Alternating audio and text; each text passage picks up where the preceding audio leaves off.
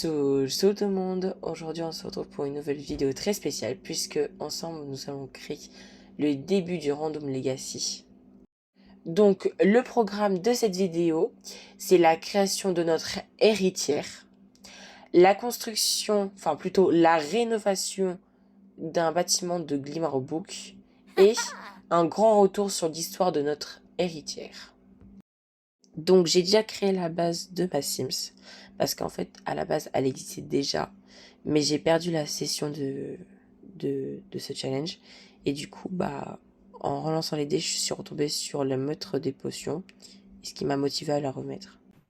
Donc là on va commencer par les détails de son visage. Alors pour ses yeux, je pense qu'on va partir sur un violet, non pas celui-là. En vrai, genre dans ces délires là, un peu violet comme ça, pastel. Genre, en vrai, l'effet de ses yeux sont stylés de fou. Mais du coup, genre, je devrais mettre un truc genre bleu clair ou blanc pour ses yeux pour que ses enfants aient les mêmes choses. Donc, ouais, on part sur du roux, hein, comme d'hab. C'est de base, ma Sim 7 initiale, elle était rousse. Et j'ai regardé cet effet roux, genre, ça fait stylé et tout. Par contre, sur le montage, je sais pas combien de fois, mais genre, j'arrive pas à dire donc on genre. C'est une dinguerie. En vrai, je pense que cette coupe de cheveux, elle peut trop faire l'affaire. Ouais, mais on va partir plutôt sur du derrière du coup, parce que ça fera l'affaire. Mais non, par contre, je pense que les yeux, je vais changer, hein. Parce que là, on dirait un cadavre, et moi, j'ai pas envie d'avoir ce délire-là. Moi, je préfère partir sur une sorcière, pas sur un cadavre. C'est quoi ça, là? Oh, genre ces yeux-là, oh, ils sont trop stylés. Mais en fait, je suis juste en train de recréer ma Sims, mes versions Glow Up, quoi. Parce qu'elle avait les mêmes yeux. Et genre, ça fait trop l'affaire.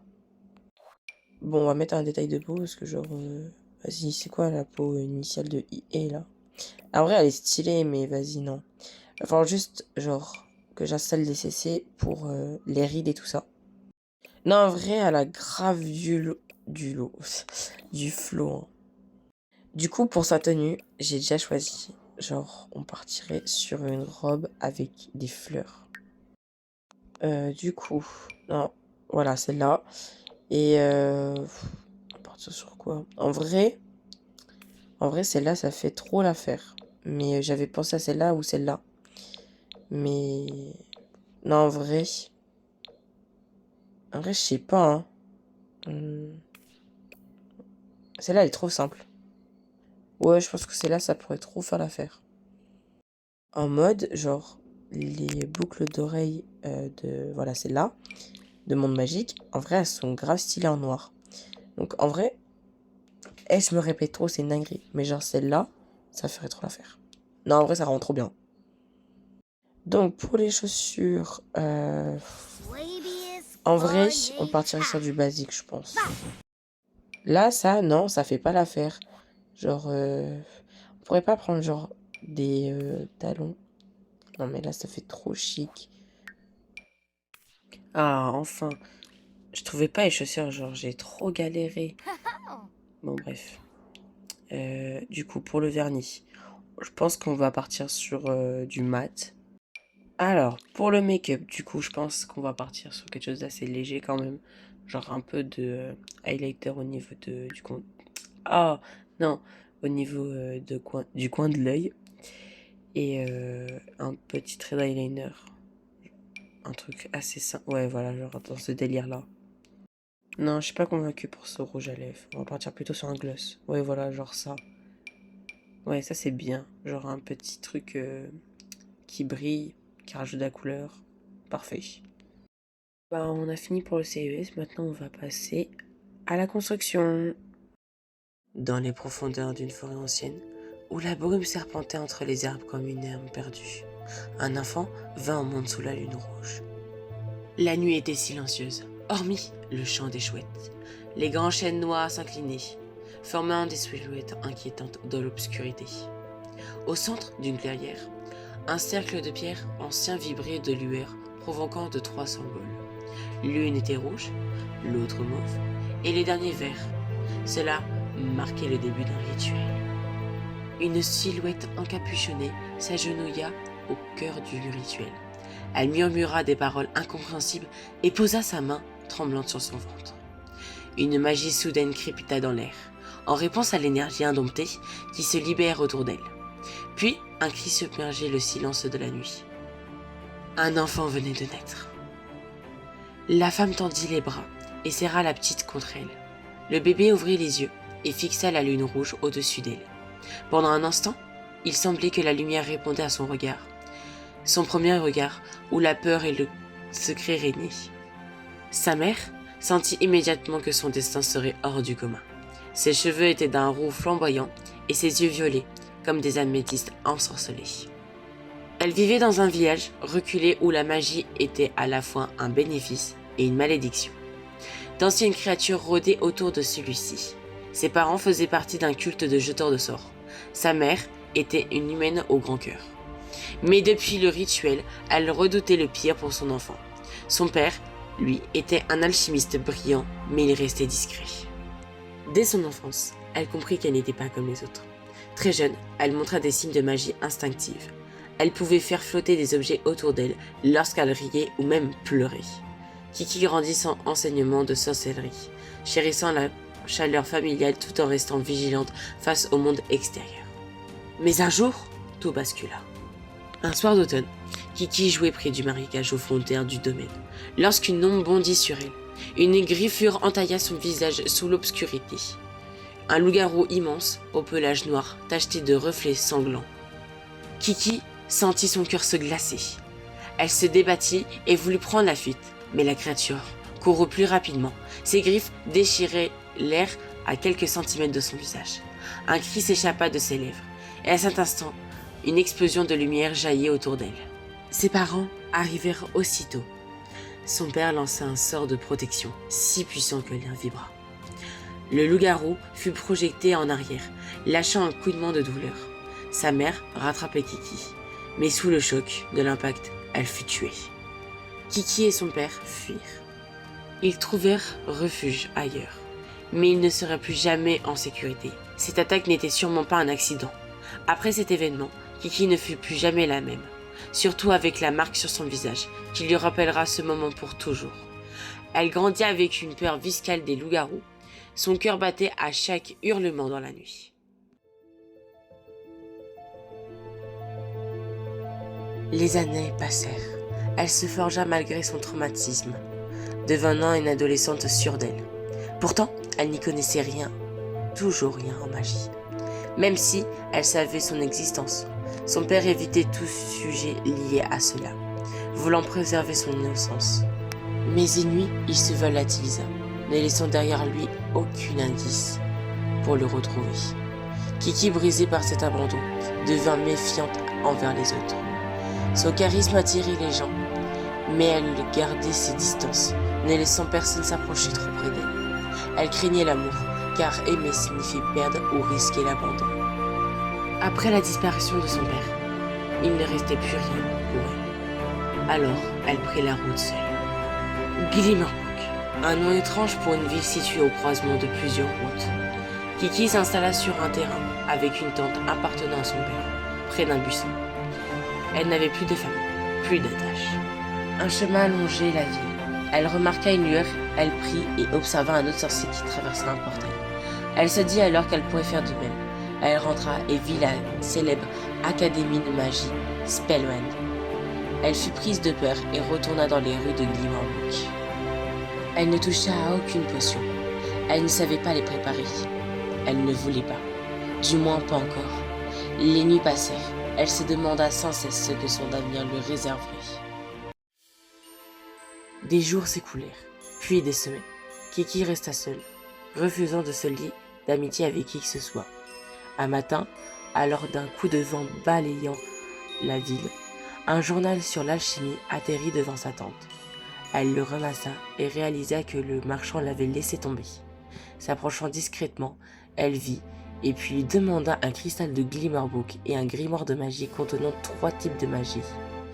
La magie pratique, la magie malicieuse et la magie indomptée, ainsi que des formules de potions. Puis un flash lui vient. Elle savait ce qu'elle voulait au fond d'elle-même. Elle voulait devenir maître des potions, même si cela impliquait d'affronter son passé. Elle voulait trouver un culte qui absorberait son âme. Elle voulait construire une famille malgré ses craintes, rêvant d'un foyer comme celui qu'elle avait perdu. Mais tout cela était encore loin. Elle devait prendre son temps. Bah voilà, j'espère que la longue histoire de Kiki vous aura plu. Maintenant, je vais vous faire une visite de la rénovation de l'académie.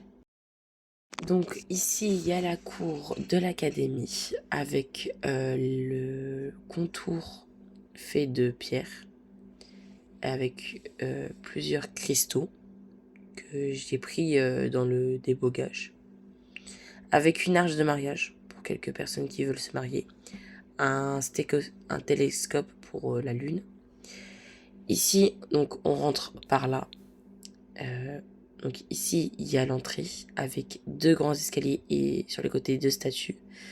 Là, sur le côté, on voit des trophées gagnés par l'académie. La salle de réunion, c'est pour se réunir, pour manger les grands plats et tout ça. J'ai créé un couloir pour aller au portail des duos. Donc ça, c'est les battles en fait. Et avec le côté toilette. Si on prend l'autre côté du couloir, on y trouve 3 salles principales. Du coup, la salle de repos et ici la salle de le sous-sol quoi. Et on pouvait pas, je pouvais pas en créer un parce que regardez ce que ça donne. On voit le caillasse. Voilà. Du coup, pour l'autre porte, c'est la salle des potions. Donc, où souvent Kiki va être concernée, vu qu'elle va être maîtresse des potions. C'est son objectif. Donc, vous verrez sur la prochaine vidéo. Ici, bibliothèque, avec 2-3 statues sur les côtés, assez lumineux. Ici, la cuisine. Voilà, il n'y a pas d'autres détails, à part que j'ai bien aimé à la faire. Donc, si on monte par l'étage, il y a 2 escaliers, du coup. Au milieu, il y a l'îlot, donc des trois pratiques de sortilèges. Voilà. Sur le côté, on voit plutôt une salle de repos. Enfin, j'ai eu trop la flemme de la décorer, je l'admets. J'ai un peu mis des trucs aléatoires. Donc là, on a un long couloir avec des bancs et un balcon. Donc les 2 salles, c'est la salle de bar, donc à ses coins détente et tout ça, pour se poser entre potes et tout. Et de l'autre côté, la salle de botanique, donc ça concerne le jardinage et tout ça. Donc on peut monter les escaliers par ici. Voilà. Donc ici, on a la salle de loisirs, avec 2 salles sur les côtés encore. Non, 3, pardon. La salle de sport et bureautique. Donc j'ai un peu trop la flemme aussi de la faire. Une salle de bain et la salle de voyance. Donc je me suis inspiré d'un modèle. Du coup pour le coin loisirs, on a des échiquiers, des jeux. En fait c'est pour attendre, c'est pour attendre l'arrivée du directeur ou si on a un rendez-vous. Et sur le côté des chaudrons pour les potions avec un balcon. Voilà. Donc encore une fois, j'ai un peu la flemme de décorer. Enfin, c'était un peu grand et j'avoue que j'étais un peu en manque d'idées. On a un étage encore pour aller à la tour. Donc on passe par ici et on a l'échelle avec une boule très lumineuse. Du coup, on a une échelle avec du botanique, du bricolage et un télescope, pardon. Voici le rendu de loin. Donc j'espère que la construction vous plaira parce qu'on va quand même passer un bon moment dans cette académie, quoi. Parce que j'avoue que pour te mettre des potions et qu'on n'a pas beaucoup d'argent, parce que je crois que les chaudrons ça coûte assez cher. Et voilà, c'est la fin de cette vidéo de la préparation du Random Legacy Challenge. Honnêtement, cette vidéo m'a pris beaucoup de temps à réaliser entre l'écriture et l'histoire qui devait être bien détaillée pour donner de la profondeur à notre héritier. et la construction qui m'a donné énormément de temps parce que je ne savais pas du tout ce que je faisais. Et comme je voulais partir sur quelque chose qui me plaisait, donc voilà, c'était un peu compliqué. Mais ce n'est pas que le début. Dans la prochaine vidéo, on va enfin entamer le gameplay. Donc je vous ai réservé des petites surprises, enfin, plus d'organisation on va dire. Donc n'hésitez pas à me dire en commentaire ce que vous pensez de l'héritier et de l'académie. Et n'oubliez pas de liker et de vous abonner et d'activer la cloche pour ne pas rater la suite. Merci encore d'avoir regardé cette vidéo. On se retrouve très bientôt pour le début du challenge. Soul Soul!